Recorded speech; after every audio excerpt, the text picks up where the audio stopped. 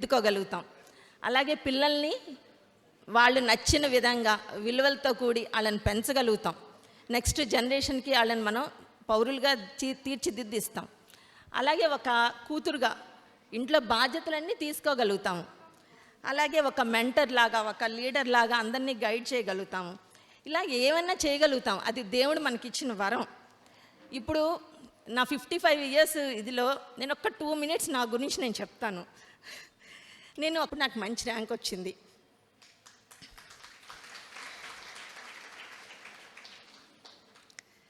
Guntur women's పాలిటెక్నికల్లో నాకు seat వచ్చింది. మా అమ్మ అస్సలు ఇష్టపడలేదు. ఉన్న ఊళ్ళోనే ఉండాలి, వేరే ఊరు వెళ్ళి చదువుకోవడం ఏంటి, ఇదంతా వద్దు, ఉన్న ఊళ్ళో నువ్వు డొనేషన్ కట్టన్నా కొంచెం డబ్బులు ఖర్చు పెట్టన్నా చేద్దాము, ఇక్కడే జాయిన్ అవ్వాలి అని. లేదు, నేను అప్పుడు గొడవ పెట్టా, డబ్బులు కట్టయితే మనకున్న దానిలో నేను చదవను, మీరు పంపిస్తే నేను గుంటూరు వెళ్ళి చదువుకుంటాను, లేకపోతే లేదు అని గొడవ పెడితే చివరికి మా నాన్నగారు సరే తను అంత ఇష్టపడతాను కదా నేను పంపిస్తానన్నారు. ఇప్పుడు అమెరికా పంపిస్తే ఎంత హడావుడి చేస్తారో నాకు తెలియదు, కానీ ఆ రోజు నన్ను గుంటూరు హాస్టల్లో జాయిన్ చేస్తానికి అంతకంటే ఎక్కువ హడావుడి చేశారు. అలా నేను గుంటూరులో జాయిన్ అయ్యాను. నా చదువు అయిపోయింది. ఉద్యోగం చేయాలి అన్నప్పుడు ఇంట్లో అంటే జనరల్గా మగపిల్లలు ఉంటే ఇంటిని చూస్తారు, ఆడపిల్లలు అయితే పెళ్లి చేసుకుని వెళ్ళిపోతుంది, ఇలాంటి అపోహ అందరిళ్లలోనూ ఉండింది. నాకు జాబ్ చేయాలని ఉండేది. నేను జాబ్ చేయాలి, మా నాన్నకి ఎంతో కొంత నేను హెల్ప్ చేయాలి అనేది నాకు చిన్నప్పటి నుంచి ఉండేది. సో నేను ఉద్యోగం చేస్తాను అన్న.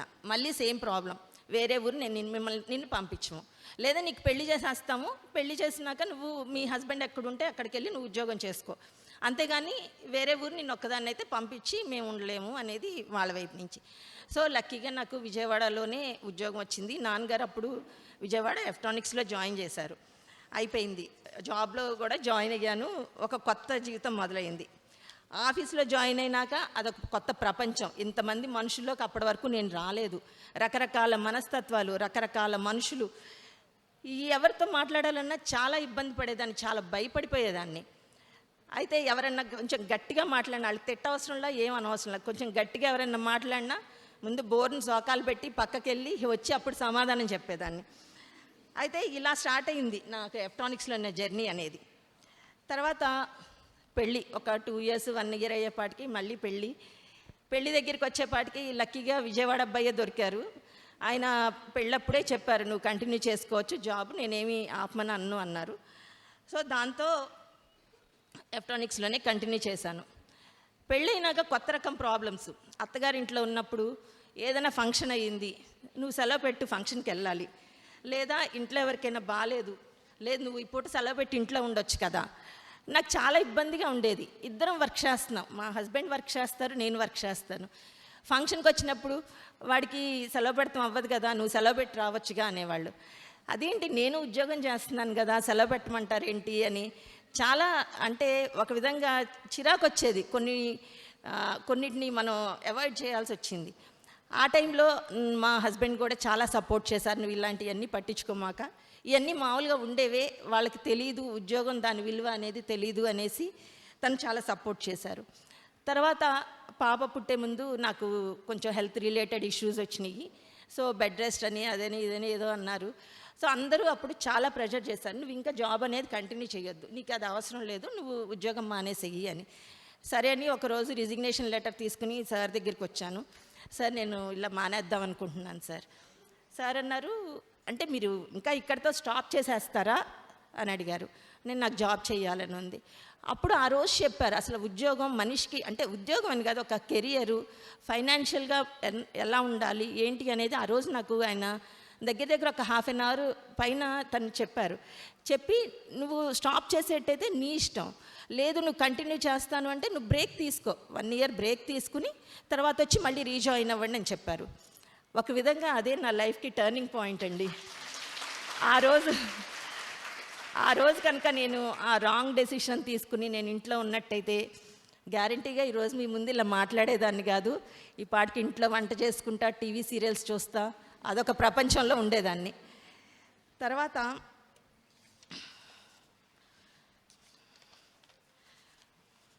నెక్స్ట్ ఒక 1 yearకి మళ్ళీ రీజాయిన్ అయ్యాను. తర్వాత పాపను వచ్చేపాటికి పేరెంట్స్ చూసేవాళ్ళు, అమ్మ నాన్నగారు హెల్ప్, హస్బెండ్ హెల్ప్తో నా పర్సనల్ లైఫ్ని ప్రొఫెషనల్ లైఫ్ని నేను కంటిన్యూ చేసుకుంటూ వచ్చాను. నాకు చాలా స్టేజ్ ఫియర్ ఉండేది, చాలా భయం వేసేది ఫస్ట్ నుంచి మాట్లాడాలంటే ఎవరితో అయినా.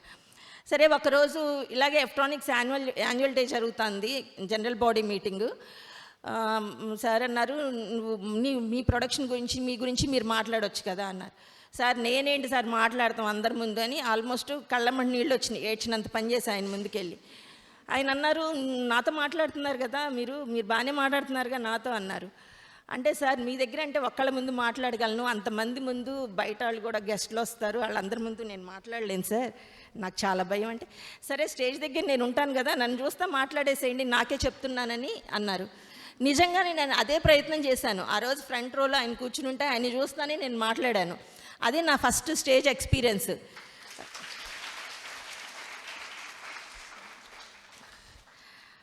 ఎలక్ట్రానిక్స్లో చేరినాకండి స్కిల్స్, టెక్నాలజీసు ఇవన్నీ ఎంత నేర్చుకున్నామో దాంతో సమానంగా ముందు అసలు మనిషికి కావాల్సిన విలువలు ఏంటి, మన ఆత్మస్థైర్యం ఎలా పెంచుకోవాలి, అసలు మనిషిగా ఎలా ఉండాలి అనేదైతే మటుకు నేను చాలా నేర్చుకున్నానండి.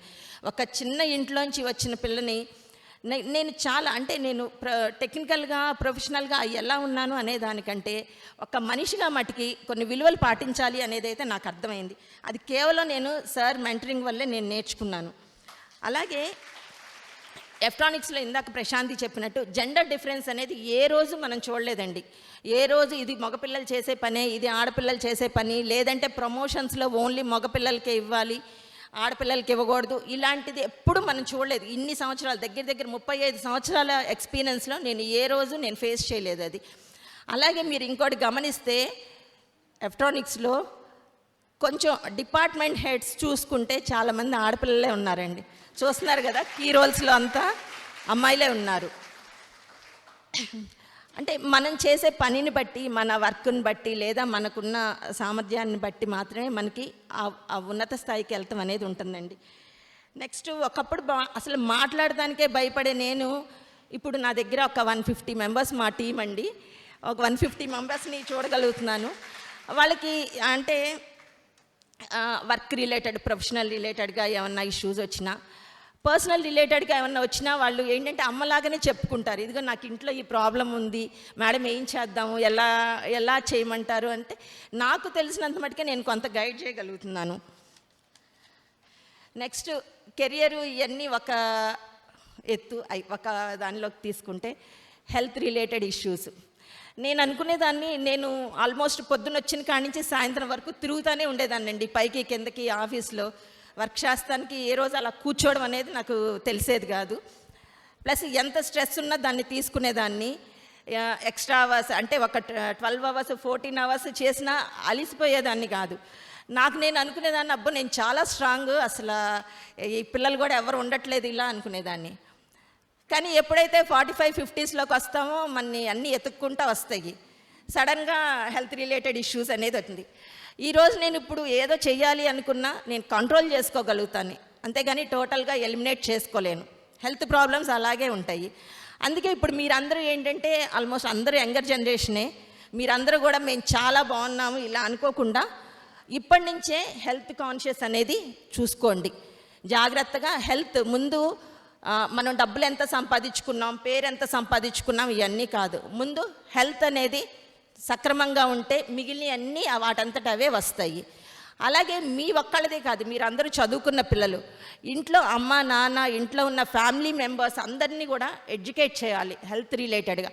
అదంతా మీ బాధ్యత, అది చూసుకోండి. నెక్స్ట్ వచ్చేపాటికి హెల్త్తో సమానంగా ఇంకోటి ఫైనాన్షియల్ బ్యాలెన్స్ అండి. ఇది ఏంటంటే ఈరోజు మీరు అందరూ డబ్బులు సంపాదించుకుంటున్నారు, మేము ఖర్చు పెట్టుకుంటున్నాం, మేము ఎవరిని అడగట్లేదు, మా డబ్బులు మేము సంపాదించుకుంటున్నాం, మేము ఖర్చు పెట్టుకుంటున్నాం. ఓకే, ఖర్చు పెట్టుకోండి, ఎంజాయ్ చెయ్యండి, ఎవ్వరు కాదనరు. కానీ ఆ ఫైనాన్షియల్ లిమిట్ అనేది ఎప్పుడూ క్రాస్ చేయమాకండి. ఒక్కసారి కనుక అప్పులలోకి కనుక వెళ్తే ఏముంది ఈ లోను లేకపోతే ఇది అని కనుక ఒక్కసారి మీరు దానిలోకి దిగితే బయటికి రావడం చాలా కష్టం. ఏదో పులిని చూసి నక్కవాత పెట్టుకున్నట్టు పక్కన వాళ్ళు అలా ఉన్నారు కాబట్టి నేను ఇలా అనేసి ఆ ఊబిలోకి మటుకి పడమాకండి. అది నేను ఇచ్చే చిన్న సజెషన్ మీ అందరికీ. నెక్స్ట్ కరోనా వచ్చినాక చూసాము ఏ రోజు ఎలా ఉంటుందో ఎవరికీ తెలియదు. ఇంతకుముందు మనకి డబ్బు ఉంది అనుకునేవాళ్ళం, నాకు 4 మనుషులు ఉన్నారు అనుకునేవాళ్ళం. ఏమీ మనకి ఎక్కడా పనిచేయదు అనేది కూడా తెలిసింది. సో మీకంటూ మీరు కొంత సేవింగ్స్ అనేది చేసుకోండి ఇప్పటి నుంచే. రేపు రిటైర్మెంట్ ఏజ్కి వచ్చినాక ఇప్పుడు ఇలా బతికి రేపొద్దున పిల్లల దగ్గర లేకపోతే ఇంకోళ్ళ దగ్గర అంటే మనం చేజాబుతం అనేది అస్సలు బాగోదు. అది అసలు మీరు ఊహకు కూడా మీరు తట్టుకోలేరు. సో ఇప్పటి నుంచి ఆ సేవింగ్స్ మీద దృష్టి పెట్టుకోండి. ఖర్చు అనే దానికి కాకుండా సేవింగ్స్ మీద దృష్టి పెట్టుకోండి.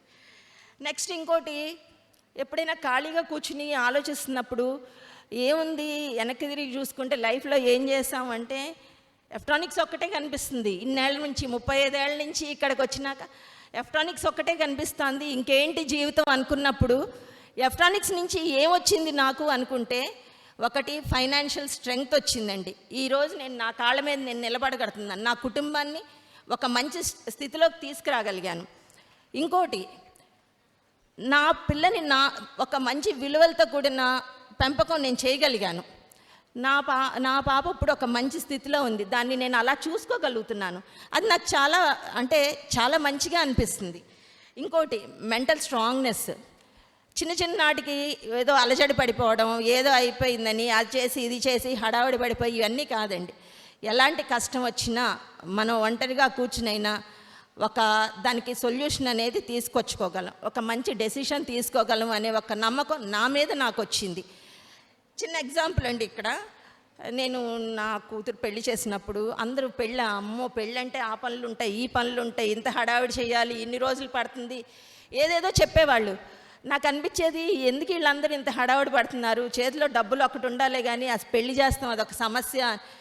ఇవన్నీ మన ఆఫీస్లో మన పనుల ముందు చూస్తే, మన ఇయర్ ఎండింగ్ టార్గెట్స్ని రీచ్ అవుతానికి మనం పడే వీటన్నిటిలో చూస్తే అది అసలు నథింగ్ అనిపించేది నాకు. సో మనకేది అది పెద్ద ఈవెంట్ అయినా దాన్ని అసలు మనం పట్టించుకోవాల్సిన అవసరం లేదు, మనం చేసే పనులతో కనుక చూసుకుంటే. మనం అన్నీ అంత అవలీలుగా చేసే గుణం అనేది వచ్చింది. నెక్స్ట్ వచ్చేపాటికి రెస్పెక్ట్ అండి.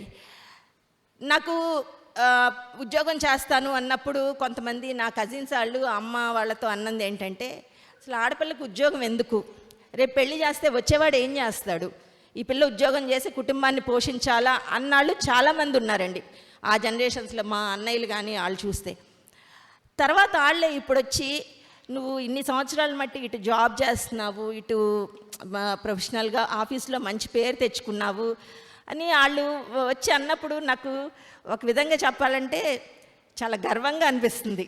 ఆ రోజు ఇంతమంది ఆ రోజే కనుక నాకు వాళ్ళ మాటిని నన్ను ఆపేసినట్టయితే నేను అసలు ఇలా ఉండేదాన్ని కాదు కదా అని.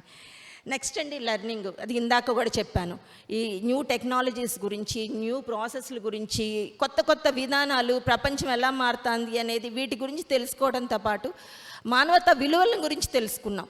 ఏది తప్పు ఏది ఒప్పు. ఒకటి సరిత మేడమే ఒక్కసారి చెప్తాను, నేను విన్నాను ఒక ప్రోగ్రాంలో, విద్య అనేది అంటే ఒక క్వాలిఫికేషన్ కాదు, మంచి చెడు తారతమ్యాన్ని తెలుసుకునేదాన్నే విద్య అంటారు అని మేడం ఒకసారి చెప్తాం విన్నాను. అది నాకు చాలా నచ్చింది. అంటే మనం ఇంత చదివాము, లేదా నేను ఎంటెక్ చేశాను, ఎంఫిల్ చేశాను, లేదా పిహెచ్డీలు చేశాను కాదు, మనుషులు మనం చేసే పనిలో మంచి చెడు విఘ్నత లేనప్పుడు ఎంత చదివినా ఒకటే. అసలు ఏమీ చదువుకోకుండా ఇంట్లో ఉండే అమ్మలు కూడా బాగా చెప్తారు, అమ్మమ్మల కాలంలో వచ్చినా ఎంత బాగా చెప్తారు వాళ్ళు. కొన్ని అంటే వాళ్ళు ఏం చదువుకోలేదు. అంటే విద్య అనేది ఒక ప్రామాణికం కాదు, అంటే కొలబద్ద కింద తీసుకోవాలి. నెక్స్ట్ వచ్చేపాటికి ఇప్పుడు కనుక తీసుకుంటే మీ జనరేషన్లో మీకు బోల్డ్ ఫెసిలిటీస్ ఉన్నాయి, మీకు ఇలాంటి ప్రాబ్లమ్స్ ఏమీ లేవు. మీరు చక్కగా ఎక్కడ కావాలంటే అక్కడ చదువుకోవచ్చు, మీరు ఎలా కావాలంటే అలా చదువుకోవచ్చు, మీకు సంబంధించి మంచి ఉద్యోగాల్లో ఉన్నారు, నేర్చుకోవడానికి చాలా స్కోప్ ఉంది. కానీ కొంతమందితో మాట్లాడుతున్నప్పుడు ఈ కొత్త పిల్లలు అంటే యంగర్ జనరేషన్ పిల్లలు ఎలా ఉంటుందంటే, ఖాళీగా ఉన్నాం కదండి అందుకని వస్తున్నాం జాబ్కి, లేదా ఇంట్లో అమ్మ వాళ్ళు చెప్తున్నారు అందుకని వస్తున్నాము అని, నాకు అంత పెద్దగా ఉద్యోగం చేయాల్సిన అవసరం లేదండి, ఫైనాన్షియల్గా మేము బాగానే ఉన్నాము. నాకు అది అసలు నచ్చదు. మీరు ఒకళ్ళ కోసం చెయ్యొద్దు, మీకోసం మీరు చెయ్యండి. మీరు ఇష్టపడి మీ కెరియర్ని స్టార్ట్ చేసుకోండి. మీరు కష్టపడి చదువుకున్నప్పుడు దానికి ఒక ఏమంటారు దాన్ని, నిబద్ధతతో ఉండండి, అంతేగాని ఎవరి కోసమో మీరు చెయ్యొద్దు. అలా చేసినప్పుడు ఏంటంటే మీరు ఇష్టంగా దాన్ని కనుక తీసుకుని చేస్తే మీకు ఎన్ని అడ్డంకులు వచ్చినా ఏం మీకు కష్టాలు అనిపించవు, అన్నిటికీ సొల్యూషన్ అనేది వస్తుంది. అలాగే నేను ఈ 35 ఇయర్స్ జర్నీలోకి వచ్చేపాటికి నేను తీసుకుంటే సమస్యలన్నీ వస్తాయండి. రోజుకొక సమస్యలాగా ఉంటుంది. అది ఇంట్లో అయినా, ఆఫీస్లో అయినా, ఇంకోటైనా సమస్యలన్నీ వస్తూనే ఉంటాయి. కానీ దాన్ని చూసుకుని మనం డిప్రెస్ అయిపోకుండా కొంత ప్రశాంతంగా కూర్చుని ఆలోచించుకుంటే దానికి సొల్యూషన్ కూడా మన దగ్గరే ఉంటుంది. ప్రతిదానికి సొల్యూషన్ ఉంటుంది. సొల్యూషన్ లేకుండా ఏముండదు. లేదు ఇంకా క్రిటికల్గా ఉంది, మనకంటే పెద్దవాళ్ళు ఉన్నారు చెప్తానికి, వాళ్ళ సలహా తీసుకోవచ్చు. అదేమీ తప్పు కాదు. అంతేగాని దానికి కుంగిపోయి అవి చేసుకుని కెరియర్ నాపేసుకుని ఇవన్నీ మటుకి చేయొద్దు. కెరియర్కి ఎప్పుడు కామా పెట్టచ్చు కానీ ఫుల్ స్టాప్ పెట్టకూడదు. నా అనుభవంతో నేను చెప్పింది.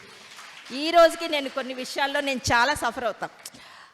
అంటే ఎట్లుంటుందంటే ఆఫీసు ఇంపార్టెంటా, ఇల్లు ఇంపార్టెంటా అన్నప్పుడు కొన్ని దగ్గర నేను కూడా జడ్జ్ చేసుకోలేను. కొంత అలజడికి గురవుతూ ఉంటాం. ఒక్కొక్క స్థితిలో ఏంటంటే లేదు పర్సనల్ ఇదే ఇంపార్టెంట్. ఇప్పుడు మా పాప, నాకు గ్రాండ్ డాటర్ ఉంది పాప, దాని దగ్గరికి వచ్చినప్పుడు మా అమ్మ వాళ్ళు నాకు చాలా హెల్ప్ చేశారు నేను ఉద్యోగంలో చేస్తానికి, ఈ స్థితికి రావడానికి. నేను వెళ్ళి నా పిల్లకి హెల్ప్ చేయలేకపోతున్నానే అని అప్పుడప్పుడు నాకు గుచ్చుతూ ఉంటుంది, నేనేమైనా తప్పు చేస్తున్నానా అని. లేదు, ఆ రోజుల్లో మనకి ఫెసిలిటీస్ లేవు.